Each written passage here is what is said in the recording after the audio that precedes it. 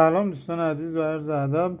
عشق‌بازان عزیز، دوستان تنفسی، پنیرک، چشم درد و کمحالی بیحالی که میشه گفت همون سینه کاردی، شربت 7 درد برای کتف گرفتگی پا و بال عالیه دوستان.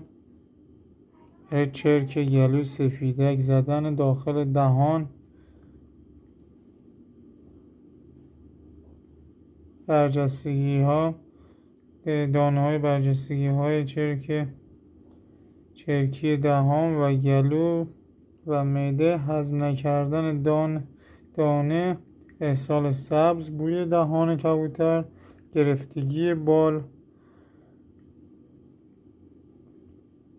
بستن چشم، گرفتگی پا می باشد. قبل از مصرف کردن شیشه را خوب تکان دهید. 2 ساعت قبل از دانه با معده خالی بدهید.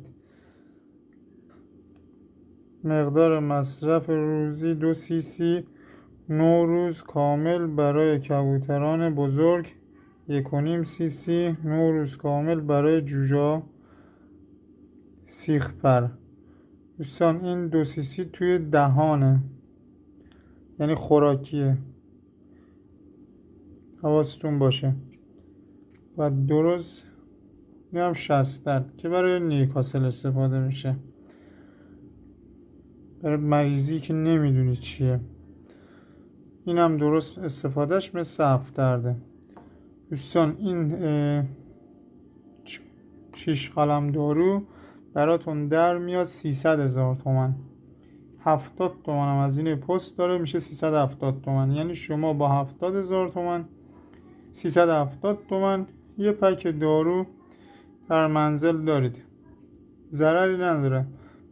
بعضی موقع پرنده مریض میشه، همون موقع دارو نداری، با 370 تومن میتونی معالجش کنی.